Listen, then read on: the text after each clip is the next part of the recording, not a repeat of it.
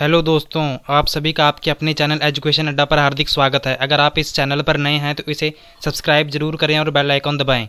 तो आज हम करेंगे सोशल स्टडीज़ एसएसटी के पेपर डिस्कस, जो पेपर 2012 में हुआ था जनवरी के महीने में।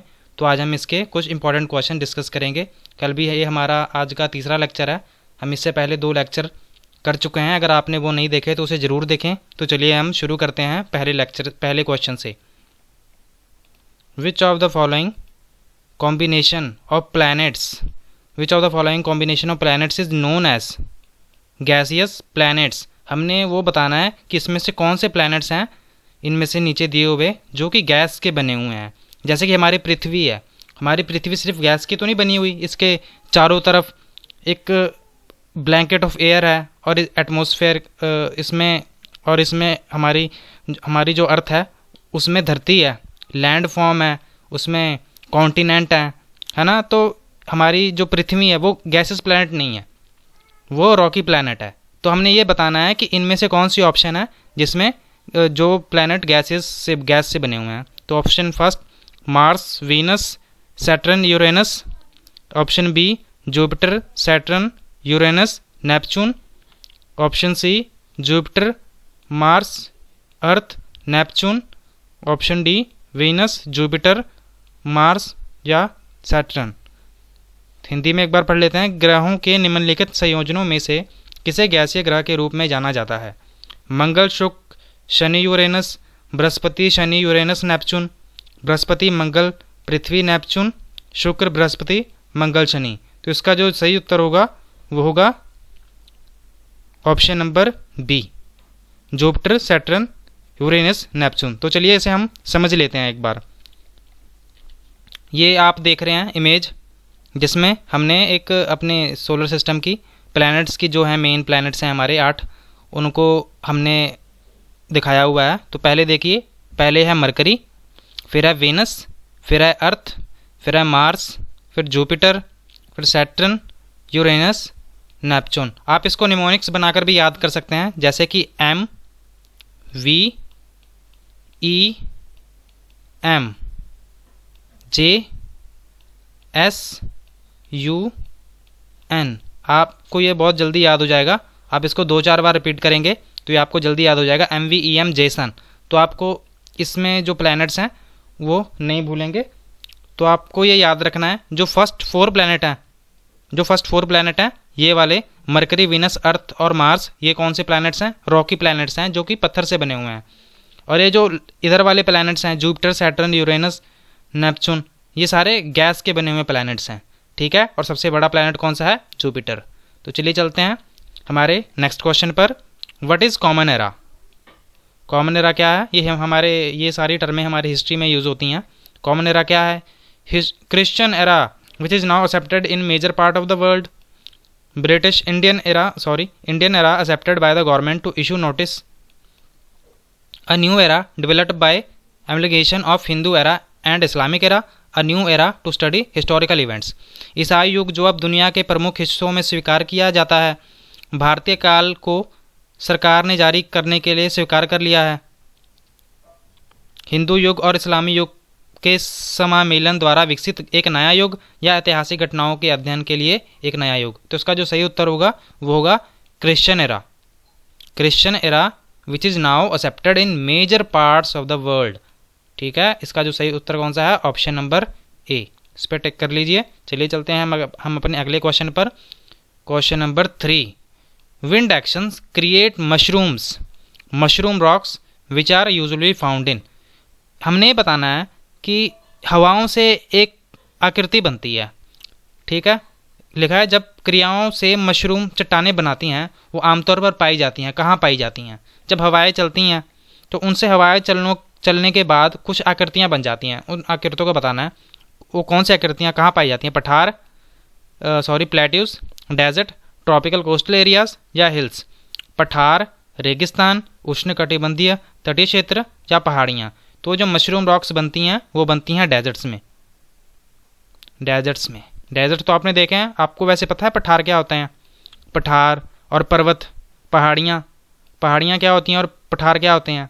जो पर्वत होते हैं वो ऐसे होते हैं, ऊपर से उनकी जो स्लोप होती है, ऊपर से वो टॉप पे कोन वाली शेप बनाते हैं, तीखे होते हैं ऊपर से।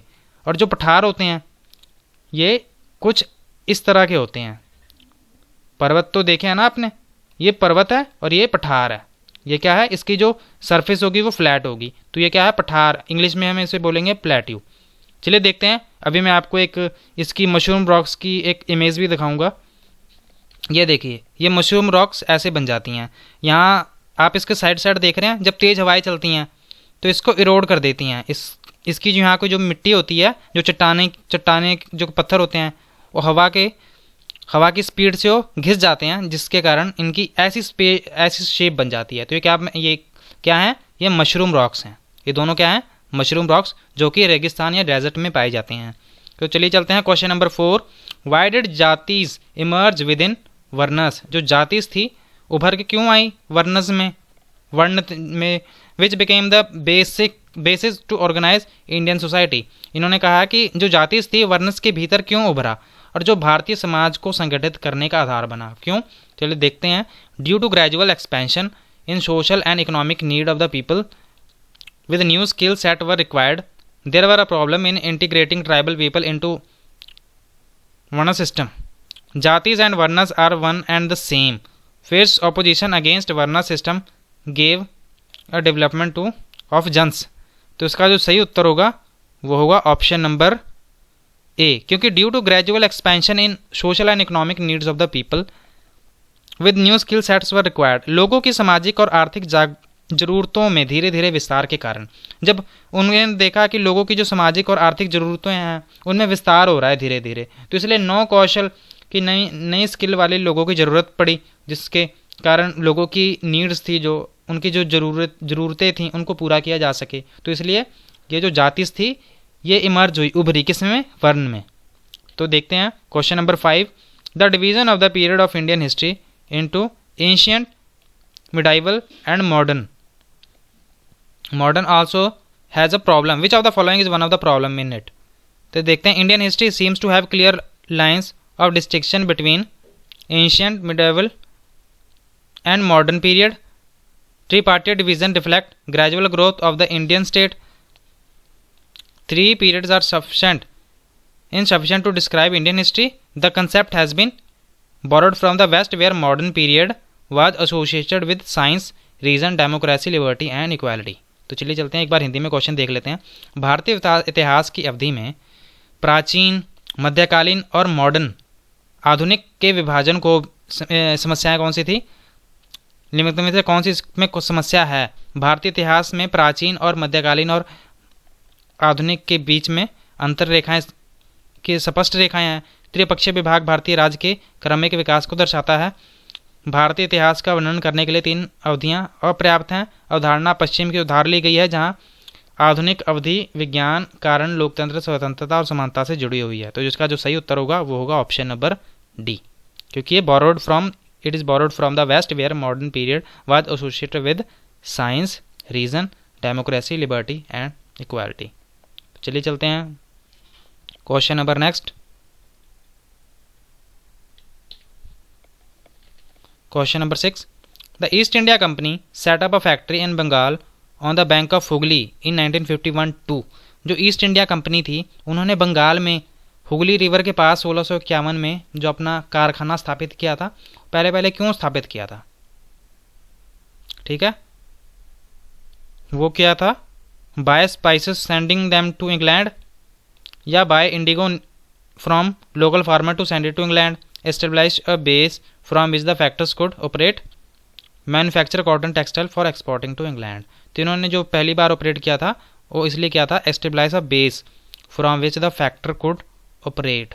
ये फैक्टर उन लोगों को कहा जाता था जो वहाँ पर पहले रहा करते थे, फिर धीरे धीरे उनको फैक्ट्रीज का नाम दे दिया गया था। तो इसका जो सही उत्तर होगा वो होगा, एक आधार स्थापित करते हैं और जिसके कारण इसका कारक संचालित हो सकते हैं। इसका जो सही उत्तर होगा option number C.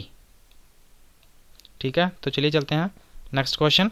The East India Company use to diwani revenue from Bengal primarily in. जो ईस्ट इंडिया कंपनी थी वो कंपनी के मुख्य रूप से बंगाल में दीवानी राजस्व का उपयोग किया। किस चीज़ के लिए? Amazing stocks of gold and silver to replenish the dwindling stocks in Britain, constructing bridges and roads, building schools, college and universities, purchasing cotton and silk textile in India। तो इसका जो सही उत्तर होगा वो होगा purchasing cotton silk textile in India. Bharat में सूती और रेशमी वस्त्र खरीदने के लिए इन्होंने इसका प्रयोग किया था। ठीक है। Question number 8, which of the following tribal societies were divided into khels. Khels में इनमें से कौन, ये सारे ट्राइबल सोसाइटीज़ थी। ठीक है। इनमें से कौन सी वो सोसाइटी थी जिनको खेल्स में डिवाइड किया गया था? अहोम, संथाल, यहाँ पर थोड़ी सी मिस्टेक हुई है, SANTHAL, संथाल। ठीक है। भील या गोंड। इसका जो सही उत्तर होगा वो होगा अहोम। अहोम थी जिनको खेल्स में बांटा गया था। ठीक है। अहोम इसका सही उत्तर है। Question number 9, which of the following 3 universities were establish in the year 1857 by the British government. इनमें से कौन से जो 3 यूनिवर्सिटीज थी, 3 विश्वविद्यालय थे 1857 में स्थापित किए गए थे ब्रिटिश सरकार द्वारा। तो इसमें थे कौन से थे, देखते हैं। Option number A, Calcutta, Madras and Banaras, Calcutta, Bombay, Punjab, Calcutta, Bombay, Delhi, या कलकत्ता, मद्रास, बॉम्बे। तो इसका जो सही उत्तर होगा, आप ऐसे एलिमिनेट कर सकते हैं। उस टाइम पे ना बनारस की इतनी बात नहीं होती थी, ना पंजाब की बात होती थी, ना दिल्ली की भी होती थी, पर जो मेन अंग्रेज जहाँ से आए थे वहाँ पर उन्होंने स्थापित की थी तीनों यूनिवर्सिटीज़, कलकत्ता, मद्रास एंड बॉम्बे। ठीक है। तो इसका जो सही उत्तर हो जाएगा option number D. Option number D is the right answer. चलिए चलते हैं नेक्स्ट क्वेश्चन।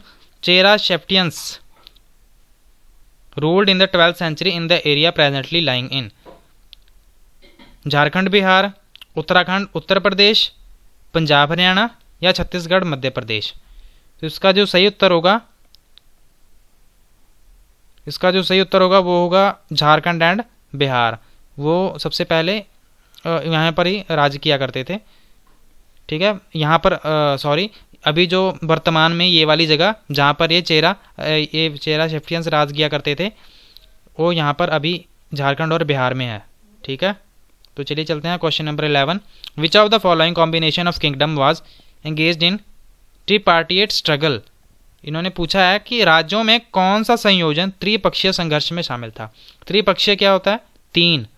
कौन सा था जो 3, कौन से ऐसे तीनों राज्य थे जो कि ट्राइपैरिएट स्ट्रगल में शामिल थे कि तीनों लड़ते झगड़ते रहते थे। तो इसमें देखते हैं। ऑप्शन नंबर ए, पाल, पल्लव, राष्ट्रकूट, पाल, गुर्जर प्रतिहार, पाल, चोल, गुर्जर प्रतिहार, चोला, राष्ट्रकूट, या पाल। तो इसका जो सही उत्तर होगा वो होगा राष्ट्रकूट, पाल और गुर्जर प्रतिहार। तो जो हमें देख लेते हैं, इसका जो सही उत्तर तो ये है बी, पर ये थे कहाँ पर? राष्ट्रकूट, पाल और गुर्जर प्रतिहार। ये पाल अभी बंगाल के उस टाइम में ये बंगाल में था, वेस्ट बंगाल में। ठीक है। और जो गुर्जर प्रतिहार था ये हमारे राजस्थान वाले रीजन में पड़ जाता था, और ये जो राष्ट्रकूट था ये लगभग महाराष्ट्र वाले रीजन में पड़ा करता था। ठीक है। चलिए चलते हैं question number 12, which of the following was impeached by the British parliament. इनमें से वो कौन थे जिन पर महाभियोग लगाया गया था? इम्पीचमेंट आपको पता है ना, इम्पीचमेंट क्यों की जाती है? जब हम उनको उनकी पोस्ट से निकालते हैं। ठीक है। जैसे कि प्रेसिडेंट या प्राइम मिनिस्टर की भी इम्पीचमेंट होती है, उनको जब उनकी सत्ता से हटाया जाता है तो फिर लाया जाता है महाभियोग। ठीक है। ये पॉलिटी का पार्ट है। तो देखते हैं, Warren Hastings, TB Macaulay, Cornwallis, या चार्ल्स क्लाइव। तो इसका जो सही उत्तर होगा वो होगा वॉरेन हेस्टिंग। इन पर ये आरोप लगा था, इनको क्यों हटाया गया था, इनको इम्पीच्ड क्यों किया गया था, इनके खिलाफ महाभियोग क्यों लाया गया था? क्योंकि इन पे आरोप लगा था कि इन्होंने करप्शन किया है, इन्होंने बेईमानी की है, इन्होंने भ्रष्टाचार किया है, इन्होंने अपना शासन है जो अच्छी तरह से नहीं चलाया बंगाल में। तो जिसके कारण इन पर इम्पीचमेंट या फिर महाभियोग चलाया गया था। कहाँ पर? ब्रिटेन में। ठीक है। ब्रिटेन में। Question number 13, which of the following sultan use the banjaras to transport grain to the city markets. इनमें से वो कौन सा सुल्तान था जो बंजारास का इस्तेमाल करता था ग्रेन का कहाँ ले जाने में?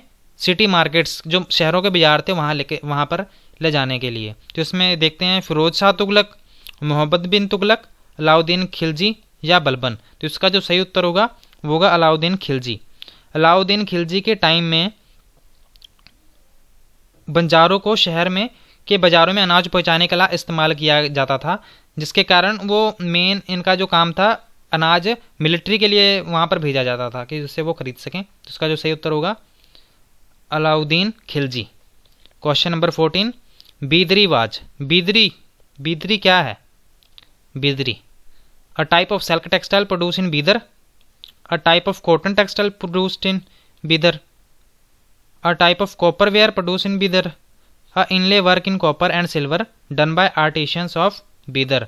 बीदरी क्या है? बीदर में उत्पादित एक प्रकार का रेशमी कपड़ा है, ये एक सूती कपड़ा है, या एक उत्पादित एक प्रकार का कॉपर वेयर है, या बीदर के कारीगरों द्वारा किए गए तांबे और चांदी में एक जड़ना कार्य है। तो जो इसका सही उत्तर है वो है an inlay work in copper and silver done by the artisans of Bidar. इसका जो सही उत्तर है वो है ऑप्शन नंबर डी। ठीक है, डी पर टिक कर लीजिए। Question number 15, tribal people do not keep written records of their past, how do present day historians write tribal history. उन्होंने कहा है कि जो ट्राइबल पीपल थे, जो आदिवासी लोग थे, अपना इतिहास नहीं लिखा करते थे। ठीक है, तो जो आज के लोग हैं, वर्तमान इतिहासकार आदिवासी का इतिहास कैसे लिखते होंगे? यूजिंग ओरल ट्रेडिशन, मौखिक परंपराओं का उपयोग करके, जैसे कि पूछकर, बोलकर, है ना, ओरल ट्रेडिशन का इस्तेमाल करके, या यूजिंग नेचुरल ट्रेडिशन, प्राकृतिक परंपराओं का उपयोग करना, यूजिंग ट्राइबल मेथोडोलॉजीज आदिवासी पौराणिक कथाओं का उपयोग करना, या यूजिंग आर्कोलॉजिकल सोर्सेज, पुरातत्विक स्रोतों का प्रयोग करना। तो इसका जो सही उत्तर होगा यूजिंग ओरल ट्रेडिशन, इनका प्रयोग करके वो लिखा करते थे, क्या हिस्ट्री लिखा करते थे। क्वेश्चन नंबर 16, पेत्राद्यूरा क्या है? What was pietra dura? Role of succession, उत्तराधिकार की भूमिका, ग्रीक गॉड, या मेटालर्जी टेक्नोलॉजी, या style of decoration of buildings. तो इसका जो सही उत्तर होगा वो होगा style of decoration of building. ये क्या थी? इमारतों की सजावट की शैली, ये थी। इसका सही उत्तर कौन सा है? Option number D. Question number 17, which of the following was a part of temple architecture of the 9th century. इनमें से कौन सा जो पार्ट था architecture of the 9th century, निम्नलिखित में से कौन सा मंदिर का हिस्सा था? 9वीं शताब्दी की वास्तुकला। हमने विशेषता बतानी है कि 9वीं शताब्दी में जो मंदिर थे, इनमें से ऐसी कौन सी बात है जो कि उस समय के मंदिर की विशेषता थी। ठीक है, हवन कुंड थी क्या उस समय की विशेषता? Decorative gateway, rangshala, place to perform dance, जहाँ डांस किया जाता था, नृत्य किया जाता था, यज्ञ वेदी, जहाँ सीट टू परफॉर्म सैक्रेड इनकैर्नेशन, पवित्र भस्म प्रदर्शन के लिए सीट थी यहाँ पर। तो इसमें से जो सही उत्तर होगा डेकोरेटिव गेटवे, द्वार, ये 9th सेंचुरी के जो मंदिर थे उनकी विशेषता थी, जो वहाँ उस टाइम का आर्किटेक्चर था उसकी ये जो विशेषता थी डेकोरेटिव गेटवे। ठीक है, सजावटी प्रवेश द्वार। Option number B is the right answer.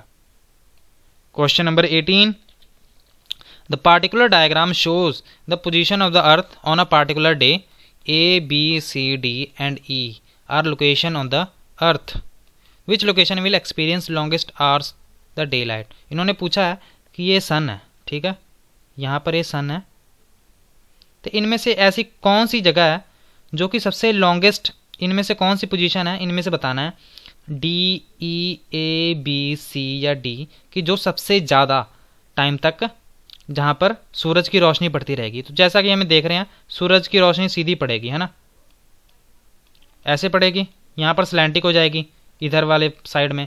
जैसे जैसे ये ध्रुव आ गए, यहाँ पर क्या होगा, यहाँ पर जो होगी किरणें कम पड़ती हैं यहाँ पर। ठीक है, तो इसकी जो सबसे ज़्यादा रोशनी पड़ेगी वो इस वाले एरिया में पड़ेगी। ठीक है, और यहाँ पर कौन सा था ऑप्शन? ऑप्शन नंबर सी था। ये देखिए यहाँ पर कहाँ है ऑप्शन नंबर सी, वो है बी में। ठीक है, बी में, इसका जो सही उत्तर होगा ऑप्शन नंबर बी। चले चलते हैं, देखते हैं अगला question. In nuclear power plants electricity is generated through the process of. परमाणु ऊर्जा संयंत्रों में बिजली की प्रक्रिया से उत्पन्न होती है। कौन सी प्रक्रिया से बिजली उत्पन्न की जाती है? Nuclear fission, nuclear collision, atomic vibration या न्यूक्लियर फ्यूजन। परमाणु विखंडन, परमाणु टक्कर, परमाणु कंपन या परमाणु संलयन। तो इसका जो सही उत्तर होगा वो होगा न्यूक्लियर फिजन। इसमें दो एटॉमिक यूरेनियम जब जुड़ते हैं, जब एक एटॉमिक दो भागों में बटेगा तब ये न्यूक्लियर फिजन होती है। और ये जो न्यूक्लियर फिजन होता है, फ्यूज़न से ही पता लग रहा है कि जब ये दो यूरेनियम एटॉमिक यूरेनियम जब जुड़ेंगे तो ये क्या बनाएंगे, ये बनाएंगे न्यूक्लियर फ्यूज़न करके तब करेंगे। पर ये जो न्यूक्लियर फ्यूज़न करेगी ये बहुत ही ज़्यादा एनर्जी प्रोड्यूस करेगी, जैसे हाइड्रोजन बॉम्ब बनाने के लिए इस्तेमाल किया जाता है कि जो भी बहुत तबाही मचा सकता है। तो इसके लिए हमने जब इलेक्ट्रिसिटी पैदा करनी होती है तो हम न्यूक्लियर फ्यूज़न का इस्तेमाल करेंगे। ठीक है, वो इलेक्ट्रिसिटी जनरेट करने के लिए न्यूक्लियर फिजन का इस्तेमाल किया जाता है। उसका जो सही उत्तर होगा परमाणु विखंडन। परमाणु विखंडन पर टिक कर लीजिए। चलिए चलते हैं question number 20। Tanti, Momin and Devangs communities were engaged in. ये जो समुदाय था तांती, मोमिन और देवांग्स, ये कौन सा समुदाय था, ये समुदाय कौन से काम में लगा हुआ था। चलिए देखते हैं। बुनाई, वेविंग या लकड़ी का काम करता था, या पॉटरी मेकिंग मिट्टी के बर्तन बनाता था, या चमड़े का काम करता था। तो ये जो था ये मेन काम करते थे वेविंग का, वेविंग बुनाई का काम किया करते थे। तो ये हमारा लास्ट क्वेश्चन था। आपको अगर कोई प्रॉब्लम हुई हो, अगर कोई क्वेश्चन ना समझ आया हो तो आप कमेंट करके क्वेश्चन पूछ सकते हैं। और अगर आपको ये सेशन अच्छा लगा हो तो इसे लाइक ज़रूर करें।